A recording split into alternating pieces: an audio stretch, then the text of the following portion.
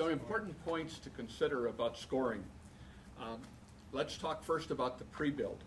The pre-build kit that students receive will contain the mini tuber that they will use to represent the backbone of the molecule, the end caps that will represent the amino end and the carboxylic acid end of the protein, and then cross-linking devices which are not, it's not mandatory that they be used. Now, because students will not be provided with side chains, this part of the model will be evaluated under a creativity section. In other words, we will be looking for creative additions to their model to represent side chains, possibly to represent things like substrates that the protein acts on. All of these things, students can use their creative skills to decide what materials to use, and they will be evaluated on their choice. The event supervisors will be provided with a rubric for the day of the competition to score each of the models that they're going through. It is very important to maintain consistency when scoring the models throughout the day, and hence the rubric is there to provide that support for their consistency. One of the things that the rubric will always address is the directionality of the alpha helices within a particular protein structure. All alpha helices in proteins are right-handed, and so models need to represent that right-handedness in the helix.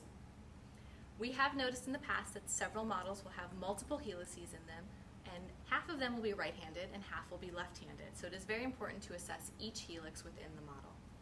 To determine whether an alpha helix is right-handed or left-handed, you can imagine the helix as a spiral staircase, and in which case, if you are walking up the staircase and your hand goes to the outside rail and it is your right hand, it is a right-handed helix.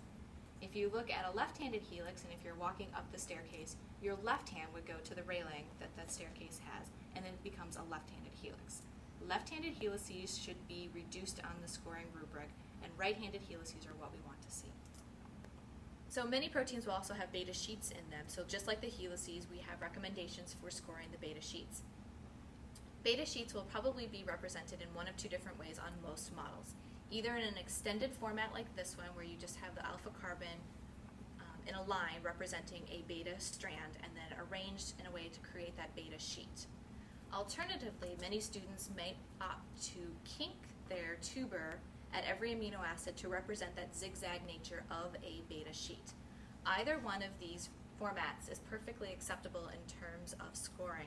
It is important that the beta strand is in the proper position and the beta strands construct a beta sheet, and those are the key components of assessing beta sheets.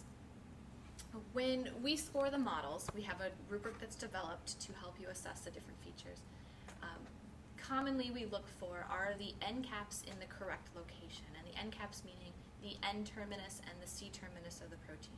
Students often flip these, so it is important to make sure that we understand what the N terminus, or the beginning of the protein, and the C terminus, or the end of the protein, is in any given particular protein. One of the most important features to assess in scoring a model is the presence of the secondary structures that make up the protein. Each protein will have a combination of alpha helices and beta sheets that give it the overall fold of the protein. In this particular model, we're looking at an alpha helix in the zinc finger and a beta sheet, and this beta sheet is constructed of 2 beta strands. This number may vary depending on the proteins. The rubric will also indicate the order in which these secondary structures should appear in the protein. For example, with the N terminus represented here with the blue end cap, in this protein of the zinc finger, the beta sheet is the first secondary structure you encounter in this model. The second secondary structure is the alpha helix. It is important for the order to be accurate in order to convey the molecular accuracy of the protein. So in addition to assessing the order of the secondary structures, we also assess the overall tertiary fold of the protein, or how the secondary structures are positioned to one another within the protein's overall shape. In this particular protein of the zinc finger, the alpha helix lays across from the beta sheet. In this model, we can see that these side chains are positioned close together. If a protein was given to an event supervisor in which the alpha helix was extended away from the beta sheet, these side chains are no longer close enough to one another, and the overall tertiary fold of this particular protein is not as accurate as if the helix is next to the beta sheet.